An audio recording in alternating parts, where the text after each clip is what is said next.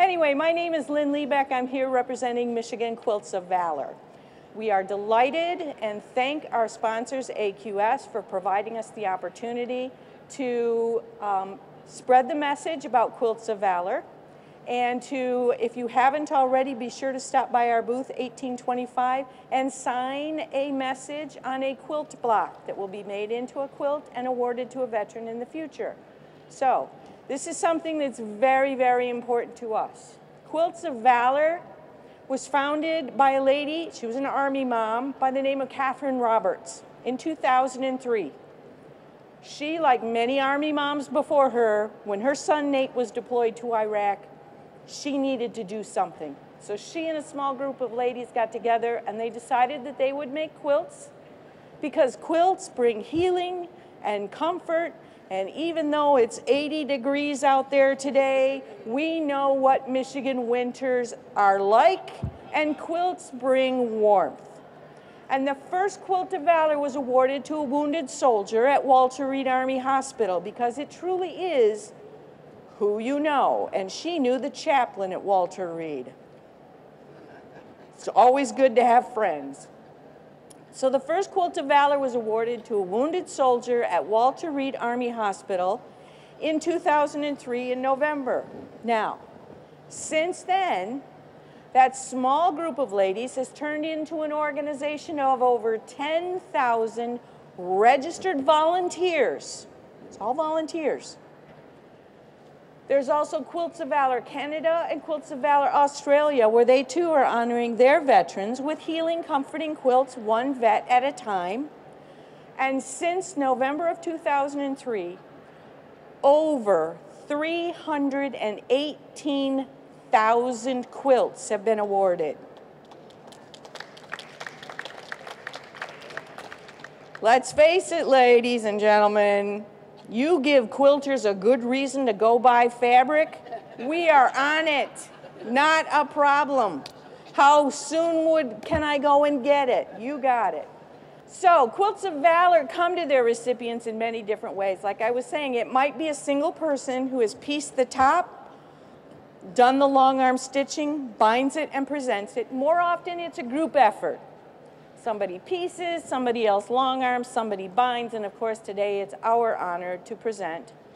But know that no matter how many hands it may have physically passed through on its way to you, it comes with the thanks and appreciation of everyone involved in Quilts of Valor. We have, Richard, we have for you a certificate. Steve, I'm going to need your name and address so I can send it to you. But we have a certificate for each of our veterans that reads the following. The Quilts of Valor Foundation wishes to recognize you for your service to our nation. We consider it our privilege to do so. Though we may never know the extent of your sacrifice to protect and defend the United States of America, we award you this Quilt of Valor as an expression of gratitude from a grateful nation. What we're going to do is we're going to call each of the veterans up one at a time. We're going to show them their quilt. And part of awarding a Quilt of Valor, a very important part, is to wrap the veteran in their quilt, give them a big hug, and say thank you for your service and welcome home. Now, thank goodness we're not doing this outside when it's 85 degrees, because nothing like being wrapped up in a quilt when it's stinking hot out there. So, we're delighted that there's air conditioning, but that's what we're going to do. And then we'll ask our veterans, and it's up to them. If they'd like to share a little bit about their service, that's fine. Some do, some don't. But we are absolutely thrilled to death to be able to award Quilts of Valor to veterans to say thank you for your service and welcome home. We've had the privilege. I've awarded to those that I call the babies. I swear they just got out of high school, just got off the plane. This spring, I had the honor and privilege to award a veteran who was 105 years old, sharp as a tack. Told me, though, if he told me truly what he did in the service, he'd have to kill me. My favorite, however, realistically, are those who served during the Vietnam era. Because let's face it, ladies and gentlemen, as a country, we did a poor job, and I'm being polite now, a poor job of separating our feelings about the war from our feelings about those who served.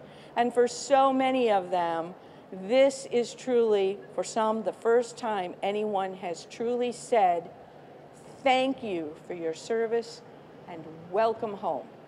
So I'm going to start off with the one that I actually have the name and certificate ready. So Richard, every Quilt of Valor has a label on it that has the veteran's name, and we have to put the veteran's name in there, because this is where no matter how much someone says, admire your quilt, Richard, you can tell them, you can't have it, my name is on the label, it's mine. So with that, we're going to wrap you. We're going to say thank you for your service and welcome home. I'm going to give you your certificate. Did you want to say a few words about your service? I just want to say thank you all for this, and thank you very much.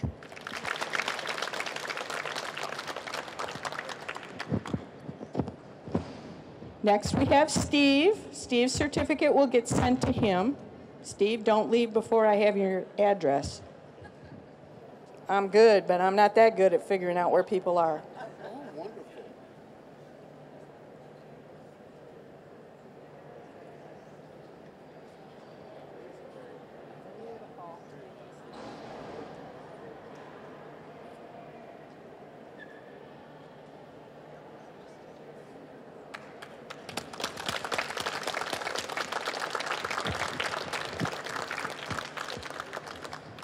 Thank you very much.